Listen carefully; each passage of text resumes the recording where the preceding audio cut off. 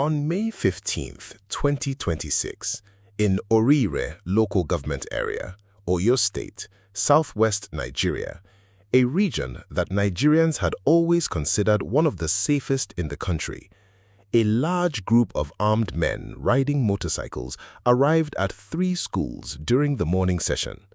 They fired shots to scatter the adults. Then they walked into the classrooms and took the children. 49 pupils, teachers, and a toddler, some as young as 2 years old, were marched into the bush. 2 days later, the kidnappers released a video on social media. In the video, a mathematics teacher named Michael Oyedoku, a man who had gone to work that morning to teach children, was beheaded on camera. The video went viral across Nigeria. Parents watched it, teachers watched it, governors watched it, and something broke. Because this was not Borno State, this was not the Northwest, this was Oyo, Yoruba land, the home of Amotekun, the Southwest, the region that had long told itself it was different. And the response from the federal government's delegation that visited the community, they brought rice and cash. The women of Yawota village stood in front of the officials and said 4 words that every Nigerian should hear. We don't want money. They wanted their children. This week, exactly 6 weeks after the Orire attack, the Nigerian Senate passed the state police bill. All 36 state governors have endorsed it. All 36 speakers have promised to ratify it. The bill is moving faster than any security reform in Nigeria's 27-year democratic history. And the question that nobody is asking clearly enough is this: is this historic reform the answer Nigerian communities have been waiting for since 2014, or is it the most dangerous political weapon ever handed Nigerian governors 7 months before an election? Stay with me, because both things can be true at once, and the answer to that question will define Nigerian security and Nigerian democracy for the next decade. If you are new to Pulse Nigeria headquarters, this channel exists to give Nigerians the political and security analysis that mainstream media will not touch. Subscribe now and stay with me, because this video only gets deeper from here. The Oyo attack, the Senate bill, and the decade that built them. To understand what passed in the Nigerian Senate this week, you need to understand 3 things. What happened in Oyo State, what has been happening across Nigeria for a decade, and why every previous attempt to pass a state police bill failed until now. Let us start with the scale of the crisis. Since 2014, when Boko Haram kidnapped 276 schoolgirls from Chibok in Borno State, Nigeria has watched the abduction of school children become a recurring feature of its national life. According to an editorial in Leadership newspaper, between 1,600 and 1,700 school children have been abducted directly from Nigerian schools since 2014. Over 180 have been killed, nearly 80 injured. These are not statistics from a war zone. They are statistics from a country that elects its leaders, collects oil revenue, and sits on the African Union Security Council. What the Oyo attack changed was geography. Every previous major school kidnapping had occurred in the north: Chibok, Dapchi, Kagara, Tegina, Kankara. The north had become so accustomed to this crisis that northern communities had built their own parallel security structures just to survive. The Southwest, meanwhile, had told itself a comfortable story. Amotekun was working, Yoruba land was safer, the southern governor was more capable. May 15 broke that story permanently. The coordinated nature of the Oyo attack, 3 schools simultaneously, during school hours, on a single morning, signaled operational sophistication that local vigilante networks were not designed to counter. The Nigerian Union of Teachers declared an indefinite strike effective June 1. Public schools across Oyo State shut down.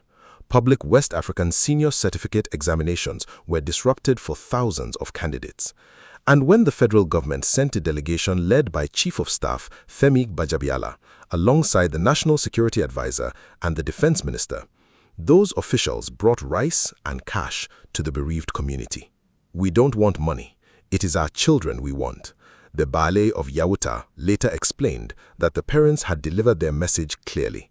No palliative, no package, no condolence visit. Their children or nothing.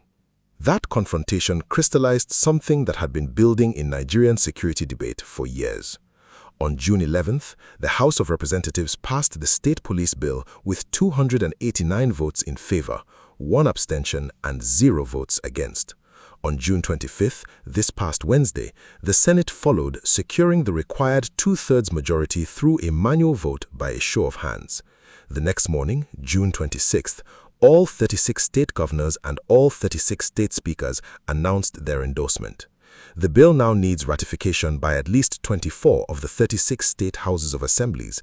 It then goes to President Tinubu for his signature into the Constitution. This is the furthest a state police bill has ever gone in Nigerian legislative history. Every previous attempt, in 2014, in 2018, in 2021, died in the National Assembly. This one did not. If 23 states were already running their own parallel security outfits without constitutional authorization, what is the state police bill actually changing, and why does the timing matter so much? The safeguards in the bill are designed to prevent governors from weaponizing state police, but Nigeria has had safeguards before. Are these ones actually different? What the bill actually does and what the Constitution says. Let us be precise. Because the state police debate in Nigeria has been dominated by emotion and political posturing for years, and what this bill actually does is more nuanced than either its cheerleaders or its critics are telling you. The bill is formally titled the Constitution of the Federal Republic of Nigeria Alteration State Police Bill 2026. It is a 6th alteration to the 1999 Constitution. Specifically, it amends sections 214, 215, and 216 of the Constitution, the sections that have, since independence, given the federal government exclusive control over policing in Nigeria. What changes? Nigeria moves from a single centralized Nigeria police force to a dual structure.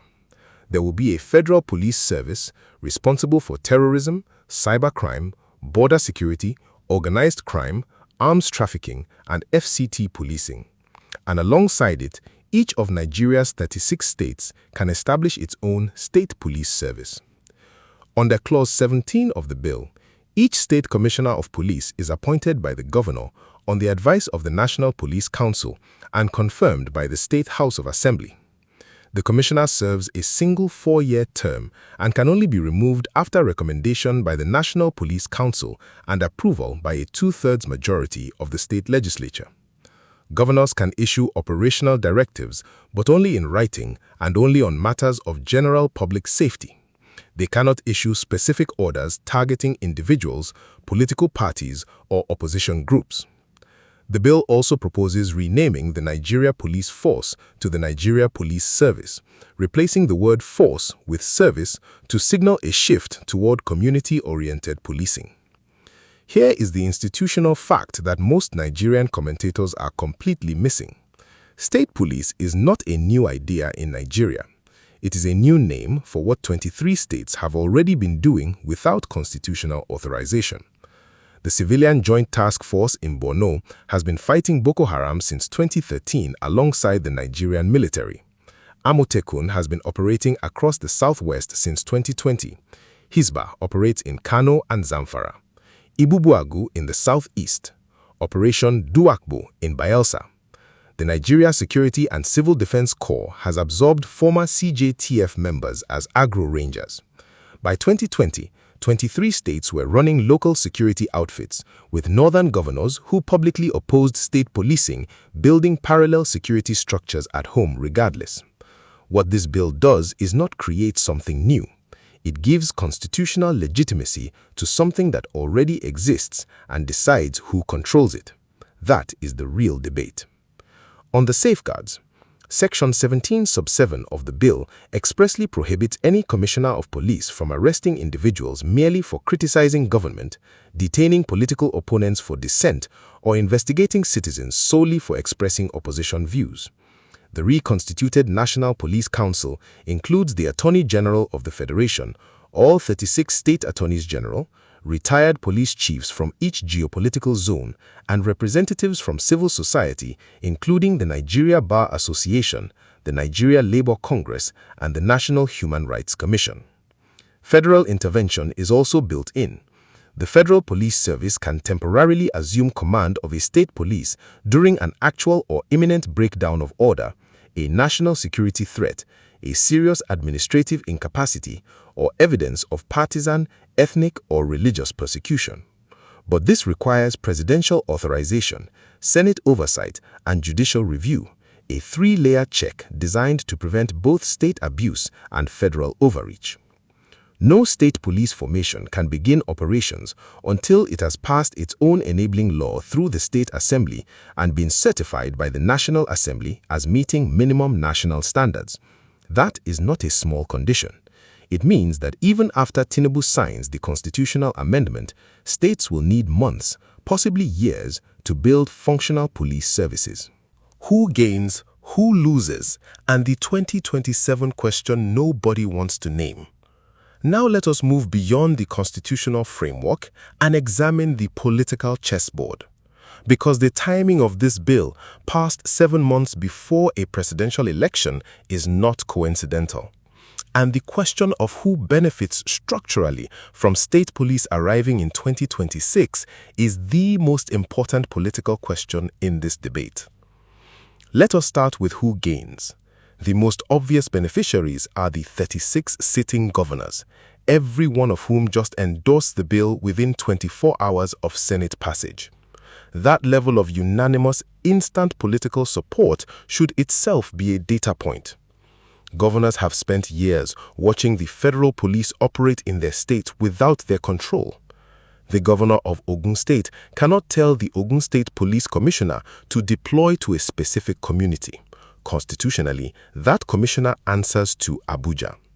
State police changes that permanently. Now, let us name the elephant in the room that Nigerian television is dancing around. The 2027 gubernatorial elections are 7 months away. 17 governorship contests are scheduled.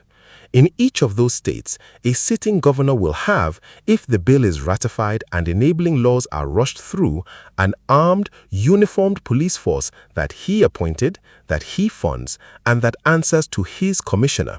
And that commissioner's career depends on remaining on good terms with the governor who recommended his appointment. The bill's defenders point to the safeguards, but Nigeria has a living case study that the safeguards may not be enough. State Independent Electoral Commissions, SIECs, were also established with constitutional independence provisions. They were supposed to conduct free and fair local government elections. What happened in practice? In state after state, across every geopolitical zone, SIEC conducted local government elections have returned 100% of seats to the ruling party. Not 90%, not 95%, 100%. In Kogi, in Rivers, in Lagos, in Adamawa, the Independent Commission became an instrument of the incumbent. SBM Intelligence, one of Nigeria's most rigorous political risk firms, made this comparison explicitly this week. State police placed under gubernatorial direction will reproduce the SIEC pattern, but with armed personnel rather than electoral commissioners. That is not a theoretical risk, that is a documented historical pattern dressed in a new uniform. Now, let us look at who is exposed. Opposition politicians and candidates in states where they are the minority face the most direct risk. A governor approaching re-election who controls the state police has an instrument of intimidation that no opposition campaign can match on the ground. NNPP National Secretary Dipo Olayoku stated this plainly this week. We must ensure governors don't pack their political thugs into the state police, thereby using uniforms to harass opponents. The Conference of United Political Parties, CUPP, warned of political weaponization, election interference, or suppression of opposition. The People's Redemption Party went further, arguing that the Tinubu administration specifically lacks the moral assets and the trust of Nigerians to undertake a major shift in the policing structure of the country, and called for the reform to be deferred until after the 2027 elections. Now, let us examine Tinubu's own strategic interest. The bill was transmitted to the National Assembly by the President himself as an executive bill. Senate President Godswill Akpabio steered the Senate vote personally. Chief of Staff Femi Gbajabiamila witnessed the passage alongside APC governors. This is not a reform that emerged from the legislature independently. It is a presidential initiative. Ask yourself, what does a president seeking re-election gain from 36 state governors, 22 of whom are APC, each controlling their own armed police force heading into 2027? The answer is not complicated. In a first-past-the-post system where state-level vote delivery matters enormously, APC governors with state police are significantly better positioned to deliver their states than APC governors without it. Now, if what I just told you surprises you, drop a comment below right now. Tell me, do you think state police is a genuine security reform or a political tool? I want to know what you think before we get to the section that changes the entire debate. What state police means for Nigeria's security, democracy, and economy. Let us step back from the political chessboard and examine what this reform means at the national level for ordinary Nigerians, for the economy, and for democratic institutions. On security, the case for state police is real, and it is urgent. Nigeria polices over 200 million people with a single centralized force that is chronically underfunded, understaffed, and operationally stretched beyond any rational limit. The ratio of police to citizens in Nigeria is estimated at fewer than 300 officers per 100,000 people, well below international standards. More critically, a police officer posted to Oyo State from Lagos does not speak Kanuri. A police officer posted to Ondo State from Kano does not know the terrain of Ondo's forests. Community policing requires community knowledge, and community knowledge cannot be mandated from Abuja. The existing informal state security outfits prove this point.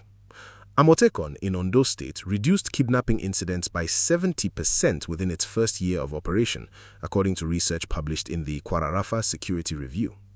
The Civilian Joint Task Force in Borno contributed to a 30% reduction in suicide bombings and raids between 2015 and 2018 by providing local intelligence that the Nigerian military could not independently generate.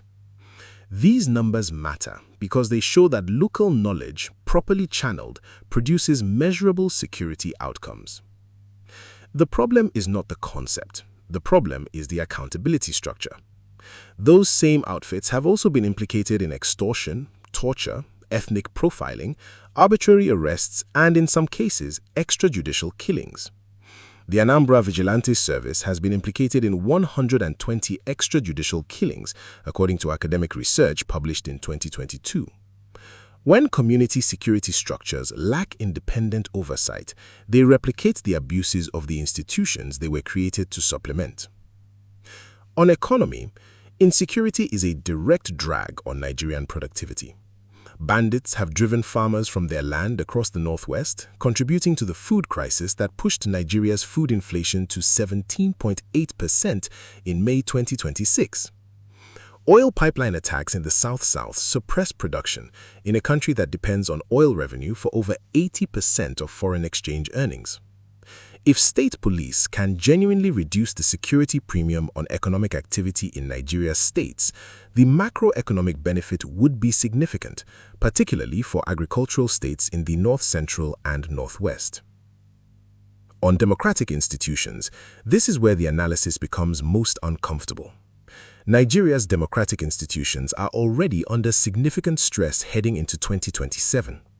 The Electoral Act 2026 has been criticized for weakening real-time result transmission. Two major opposition parties are fighting deregistration orders, and now, 7 months before the election, 36 governors are about to acquire armed police forces they control directly. In a country where INEC's own results were credibly contested in 2023, adding armed governor-controlled police into the electoral environment is not a neutral act.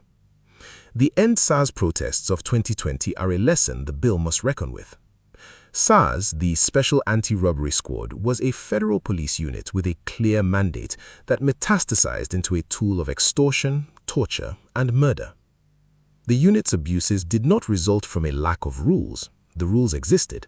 They resulted from the absence of genuine accountability. A state police force that becomes a governor's SARS is not a reform. It is a multiplication of the problem. What the world sees and what the diaspora needs to know. For Nigerians in the United Kingdom, the United States, Canada, and across the diaspora, this reform affects you directly even if you are not currently living in Nigeria. International investors and development partners have consistently identified Nigeria's security environment as the primary risk factor in business decisions about the country. The World Bank, the IMF, and bilateral investors in agriculture, manufacturing, and technology all price Nigerian insecurity into their risk models.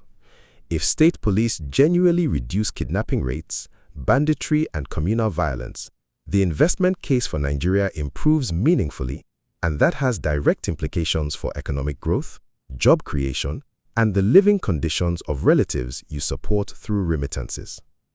The United States, in its annual Country Reports on Human Rights Practices for Nigeria, has consistently documented police brutality, arbitrary detention, and extrajudicial killing as recurring human rights concerns. U.S. State Department officials will be watching this reform closely, not because they oppose decentralization, but because they will want to see whether the safeguards in the bill are implemented in practice or simply written into a constitution that nobody enforces. For the diaspora specifically, state police changes the security calculus for families living in Nigeria. If your parents are in Oyo State, Benue State, or Plateau State, areas experiencing significant insecurity, localized police with community knowledge and faster response times could meaningfully improve their day-to-day safety. But if the state police becomes a vehicle for political harassment in states where opposition governors face APC-aligned federal pressure, or where APC governors face credible opposition challengers, the reform could make political life more dangerous for anyone associated with the losing side. The EWOS framework on democratic governance also matters here. Nigeria's commitment to regional democratic norms requires that any security reform preserve the rights of political participation, freedom of expression, and the integrity of elections. A state police force used to suppress opposition campaigning in the run-up to 2027 would put Nigeria in direct conflict with EWOS protocols it has helped write. The strongest case for state police and where the critics are wrong. Let us engage the strongest argument for state police honestly, because the critics, including this analysis, risk overstating the political risk at the expense of the genuine security case. The case goes like this. Nigeria's centralized policing has been a demonstrated failure for 3 decades. It has failed in the northeast, where Boko Haram and ISWAP have operated for 15 years. It has failed in the northwest, where banditry kills and abducts thousands annually. It has failed in the Middle Belt, where farmer-herder violence continues without resolution. And now, as of May 15, 2026, it has failed in the southwest. A system that fails everywhere it is tested is not a system worth preserving. The question is not whether state police is perfect. The question is whether it is better than what we have. And what we have has presided over 1,700 school kidnappings. Furthermore, the argument that governors will weaponize state police against opponents already assumes a level of executive impunity that exists right now under federal policing. Governors already use federal police against opponents. They already use state electoral commissions to win 100% of LGA seats.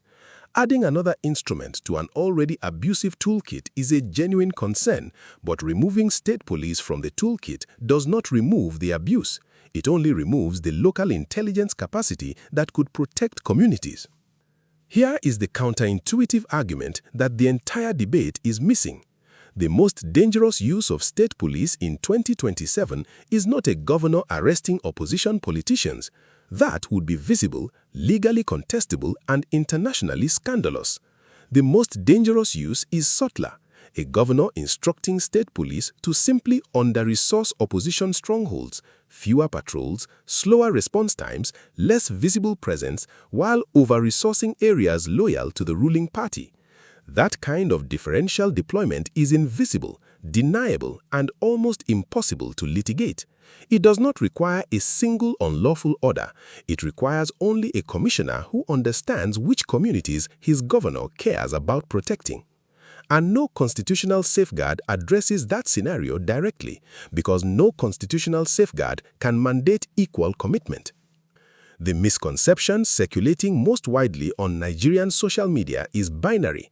Either state police solves insecurity or state police destroys democracy. The reality is that both outcomes are possible simultaneously in different states depending on the character of the governor and the strength of the oversight institutions. In states with strong civil society, active state assemblies, and credible judiciaries, state police may function broadly as intended. In states where those institutions are weak, and there are many, state police will become an extension of executive power. That is why the outcome of this reform will not be determined by the bill that was passed this week. It will be determined by the enabling laws that each state passes over the next 12 months, the quality of recruitment standards, the independence of the oversight councils, and whether Nigerians hold their state governments accountable through the ballot and through the courts. What happens next? 5 signals that will tell you everything. What is the bill actually changing? The bill is not creating state police. It is creating a constitutional framework for what 23 states were already doing informally. The real change is legitimacy and control. Amotekun operated in a legal gray zone. It could be challenged, defunded, or disbanded by federal authorities at any time. A constitutionally established state police cannot. The bill converts informal parallel security structures into formal permanent governor-controlled institutions. That is a fundamental change in the architecture of power in Nigeria's federation. And its significance is amplified precisely by its timing, 7 months before an election, because the constitutional amendment, once signed, cannot be reversed before January 16, 2027. Are the safeguards actually different this time? The safeguards in the State Police Bill are more detailed than anything Nigeria has written into security legislation before. The 3-layer federal intervention check, presidential authorization, Senate oversight, and judicial review is genuinely new. The prohibition on commissioners executing unlawful gubernatorial directives is genuinely new. And the expanded National Police Council with civil society representation is genuinely new. But new is not the same as effective. The test of these safeguards will not come from the Constitution. It will come from the first commissioner who refuses a governor's unlawful directive and keeps his job. Until that happens, until one commissioner in one state publicly says no to his appointing authority and survives, the safeguards are theoretical. Nigeria has written strong laws before. What it has struggled with is institutions willing to enforce them against powerful people. Here is what to watch in the next 60 to 90 days. The speed of state assembly ratification. The bill needs 24 states. If states ratify in days rather than weeks, which the Speakers' Conference has suggested they will, that speed itself tells you something. Genuine constitutional reform deserves public hearings, stakeholder consultations, and legislative scrutiny. Ratification that happens within 2 weeks of Senate passage across 24 states simultaneously is not deliberation, it is rubber stamping. Watch whether any state assembly actually holds public hearings before voting. The content of individual state-enabling laws. The constitutional amendment creates the framework, the enabling laws that each state must pass to actually launch its police service will determine everything: recruitment standards, pay scales, disciplinary processes, and oversight structures. These laws will be written by state assemblies dominated by the ruling party in each state. The draft legislation in the first 3 or 4 states will tell you what the national pattern will be. Deployment in states with competitive 2027 governorship races. The Osun State election is scheduled for August 15, 2026. Ondo, Anambra, and others follow. Watch whether state police deployment in competitive states are visibly balanced or whether resources and presence concentrate in areas loyal to the incumbent. The first legal challenge. At least one challenge to the state police framework, either its constitutionality or its implementation in a specific state, will reach the courts before the 2027 election. How the judiciary responds will signal whether the judicial check on governor abuse is real or ceremonial. Whether the children of Oriri come home. Beyond all the politics, the 49 souls abducted on May 15th are still in the bush. As of the time of this video, they have not been released. The ransom demand is 1 billion naira, 2 Hilux vehicles, the release of Ansuro commanders, and, in a claim that the abducted school principal herself disputed from captivity, the implementation of Sharia law in Oyo State. State police, even if passed tomorrow, would not have saved Michael Oyedokun. It would not free the children today. The immediate security crisis in Orire is a reminder that constitutional reform, however necessary, moves at a different speed from the urgency of families waiting for their children. Best case, the state police bill is ratified by 24 states with meaningful enabling legislation, genuinely independent commissioners are appointed, and local forces improve security outcomes in high-risk communities before the 2027 election. The Orire attack becomes the turning point that Nigeria needed to finally get serious about community policing. Most likely case, based on current evidence, ratification happens quickly, enabling laws are rushed and weak, state police commissioners are loyalists of their appointing governors, and the reform produces mixed outcomes: genuine security improvement in some states, political weaponization in others. The 2027 election takes place in an environment where armed police loyalty is unevenly distributed across party lines. Worst case, state police becomes the mechanism through which the 2027 elections are militarized at the sub-national level, not through outright violence that would be internationally visible, but through differential deployment, selective protection, and the silent intimidation of communities that know who controls the officers in their neighborhood. We opened with a question: is state police Nigeria's biggest security gamble or every governor's new weapon? After this analysis, the honest answer is it is both. It is a genuine and overdue security reform built on a real foundation, 12 years of informal state security outfits that have already demonstrated that local knowledge saves lives. And it is a political instrument that arrives in a specific moment with a specific timing that any honest analyst must question. The children of Oriri deserved state police 2 years ago. The communities of Benue and Zamfara and Plateau deserved it a decade ago.